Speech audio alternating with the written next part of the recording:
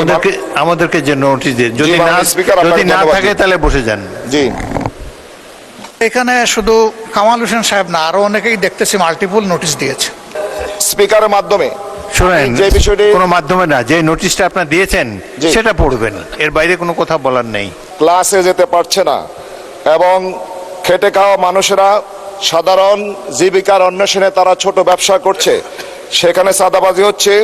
ক্ষুদ্র ব্যবসায়ী থেকে শুরু করে বৃহৎ ব্যবসায়ী যারা আছে তারা চাঁদাবাজদের দৌরাত্মে অতিষ্ঠ হচ্ছে।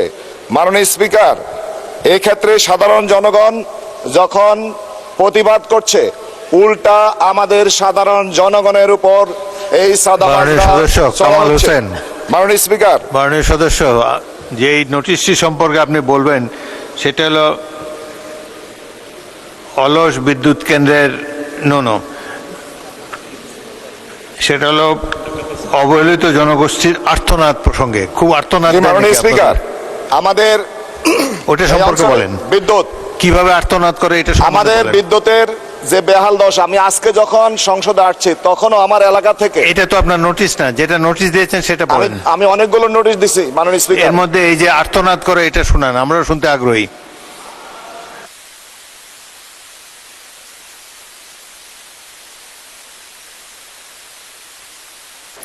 ওনাকে মাইক দেন।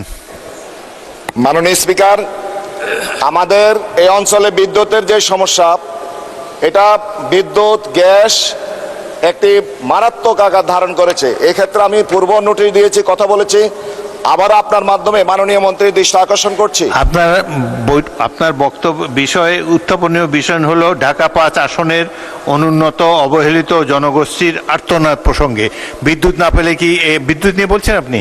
বিদ্যুৎ নিয়ে আর্তনাদ করছে না, বিদ্যুৎ গ্যাস এই দুইটি মৌলিক সমস্যা, তারপর চাঁদাবাজি সহ। আমি মাননীয় স্পিকারের মাধ্যমে, শুনেন, যে বিষয়টি কোনো মাধ্যমে না, যে নোটিশটা আপনার দিয়েছেন সেটা পড়বেন, এর বাইরে কোনো কথা বলার নেই। শুধু মাননীয় স্পিকার, আমি কয়েকটি নোটিশ নাই আপনার কাছে? নোটিশটি তো আমি কয়েকটা আপনাকে দিচ্ছি আর কি। এখানে আমি যে বিষয়টি কথা বলছি সেটা হচ্ছে আমাদের নাগরিক সুবিধা থেকে বঞ্চিত হয়ে বিশেষ করে গ্যাস, বিদ্যুৎ এবং জলাবদ্ধতা, এই কয়েকটি মৌলিক সমস্যা নিয়ে আমি কথা বলছিলাম। শুনেন মাননীয় সদস্য, আপনার যে সমস্যা সেই সম্পর্কে মন্ত্রণালয় আপনাকে জবাব দেবে, সুতরাং যেটা উত্থাপন করছেন সেটাই বলেন। অন্যগুলা বললে আপনি অন্য মন্ত্রণালয়ের কথা বললে তো হবে না। আপনি এখানে যে বিষয়টি নোটিশ দিয়েছেন সেটি পড়ে যান। আমাদেরকে যে নোটিশ দিয়ে যদি না থাকে তাহলে বসে যান। জি জি, মাননীয় বিরোধী দলের নেতা।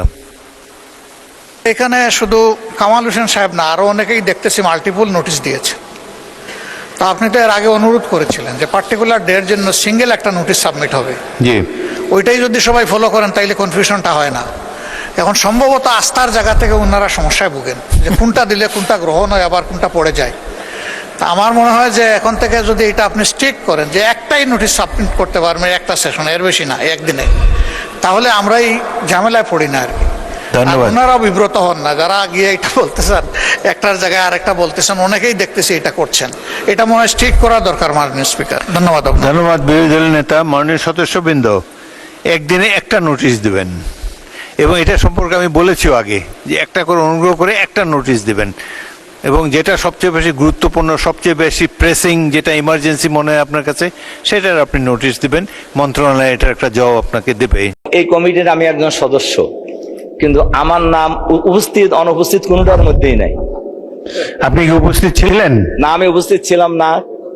পয়েন্ট অফ অর্ডার হলো এটাই আমার, যে সকাল 10টায় মিটিং, 10টা 19 মাননীয় সভাপতি এই কমিটির জয়নাল আবেদিন সাহেবের পিএস পরিচয়ে আমাকে ফোন করে যে স্যার আজকে তো মিটিং ছিল। তা আমি বললাম যে কিসের মিটিং? তো বলে যে বিশেষ কমিটির মিটিং। বললাম আমি তো আগে থেকে জানি না, আপনাকে মেসেজ দেওয়া হয়েছে। তো আমি পরে দেখলাম যে মেসেজ কখন দিছে, মেসেজ দিয়েছে 9টা 19। তো এরকম একটি গুরুত্বপূর্ণ কমিটির মিটিং এর খবর কি মেসেজে হয়? তাও আবার 9টা 19 10টায় হলো মিটিং। তো আসলে আমার পক্ষে তো প্র্যাকটিক্যালি উপস্থিত হওয়া সম্ভব হয় নাই। না, আগে বিরোধী দলের নেতাটা শুনে রিপোর্ট উপস্থাপিত হয়ে গেছে, বিরোধী দলের নেতাটা শুনি, তারপরে আপনি পয়েন্ট অফ অর্ডার থাকলে দাঁড়াতে পারেন। মাননীয় স্পিকার, আপনাকে ধন্যবাদ। কার্যত দেশে একমাত্র টারশিয়ারি লেভেল হসপিটাল ছিল, যেটাকে আগে আমরা পিজি হসপিটাল বলতাম। পরবর্তী পর্যায়ে এটাকে বিশ্ববিদ্যালয়ে রূপান্তরিত করা হয়েছে এবং এই সংসদী নামের একটা অ্যামেন্ডমেন্ট করেছে। বর্তমানে এটা বাংলাদেশ মেডিকেল বিশ্ববিদ্যালয় নামে পরিচিত। এটি একটি অলাভজনক প্রতিষ্ঠান। স্বাস্থ্যসেবা পাওয়া জনগণের মৌলিক অধিকার এবং সারা দেশে কার্যত এখনো একটি, যদি আরো অনেকগুলা মেডিকেল বিশ্ববিদ্যালয় হয়েছে, তার কিছু একাডেমিক কার্যক্রম চলছে, কিন্তু স্বাস্থ্যসেবার কার্যক্রম সেরকম প্রতিষ্ঠিত হয়নি। এই অবস্থায় এটাকে যদি আমরা লাভজনক এবং অলাভজনক, এখানে বলা হয়েছে প্রফিট নন প্রফিট কনসার্ন, কিছু শেয়ারিং এখানে করা, যেখান থেকে ইনকাম জেনারেট করে এইটার প্রয়োজনেই ব্যবহার করা। যাদের এবিলিটি আছে তারা টারশিয়ারি লেভেল কিছু প্রাইভেট প্রতিষ্ঠান আছে, ওখানে চিকিৎসা নেই। আরো যাদের বেশি আছে তারা দেশের বাইরে চলে যায়, কিন্তু যাদের নাই তাদের ঠিকানা এটা। এখন যখন এখান থেকে এখানে কেউ ইনভেস্ট করবে এবং এখান থেকে প্রফিট জেনারেট করার ইচ্ছা থাকবে, স্বাভাবিকভাবেই চিকিৎসা ব্যয়টা বেড়ে যাবে। এই সংসদে এই সেশনেই আমরা বাজেট পাশ করার সময় জনগণের চিকিৎসা ব্যয়, পকেট মানি যাতে আরো কমানো যায়, এই জন্য অনেকগুলা পদক্ষেপ এখানে নেওয়া হয়েছে, যেটাকে আমরা সবাই সমর্থন করেছি। কিন্তু এর সেন্সটা হচ্ছে এর বিপরীত। এখন যে বিলটা আসতেছে, এখানে কিন্তু চিকিৎসা ব্যয় বেড়ে যাওয়ার আশঙ্কা আছে। 2 নম্বর হলো, যদি এই ধরনের কোনো কোম্পানি এখানে শেয়ার করতে আসে, তাহলে আগামীতে কোনো ধরনের আনহেলদি কম্পিটিশনের পটেনশিয়াল রিস্ক আমরা উড়াই দিতে পারি না। কার্যত এর মাধ্যমে জনগণের প্রাপ্তির চাইতে একটা গোষ্ঠীর প্রাপ্তি বেশি হয়ে যাওয়ার আশঙ্কা আছে। মাননীয় বিরোধী দলের নেতা, আপনি একজন খ্যাতিমান চিকিৎসক, এই বিষয়ে নিশ্চয়ই অনেক কিছু জানেন, অনেকের চেয়ে বেশি। বিলটি কেবলমাত্র উপস্থাপিত হয়েছে, পরে যখন বিবেচনার জন্য আসবে আপনাকে দীর্ঘ সময় দেওয়া হবে, তখন পুঙ্খানুপুঙ্খ বিশ্লেষণ করে নেবেন। ধন্যবাদ। জনাব রফিকুল ইসলাম, আপনি কি পয়েন্ট অফ অর্ডারে দাঁড়িয়েছেন? জি বলুন, মাইক দেন। স্পিকার, আপনাকে ধন্যবাদ। আমাদের বিশেষ কমিটির মাননীয় সভাপতি এই বিলটা এখানে উত্থাপন করেছেন এবং এই কমিটির আমি একজন সদস্য, কিন্তু আমার নাম উপস্থিত অনুপস্থিত কোনোটার মধ্যেই নাই। আপনি কি উপস্থিত ছিলেন? না, আমি উপস্থিত ছিলাম না। পয়েন্ট অফ অর্ডার হলো এটাই আমার, যে সকাল 10টায় মিটিং, 10টা 19 মাননীয় সভাপতি এই কমিটির জয়নাল আবেদিন সাহেবের পিএস পরিচয়ে আমাকে ফোন করে যে স্যার আজকে তো মিটিং ছিল। তা আমি বললাম যে কিসের মিটিং? তো বলে যে বিশেষ কমিটির মিটিং। বললাম আমি তো আগের থেকে জানি না, আপনাকে মেসেজ দেওয়া হয়েছে। তো আমি পরে দেখলাম যে মেসেজ কখন দিছে, মেসেজ দিয়েছে 9টা 19। এরকম একটি গুরুত্বপূর্ণ কমিটির মিটিং এর খবর কি মেসেজে হয়? তাও আবার 9টা 19 10টায় হলো মিটিং।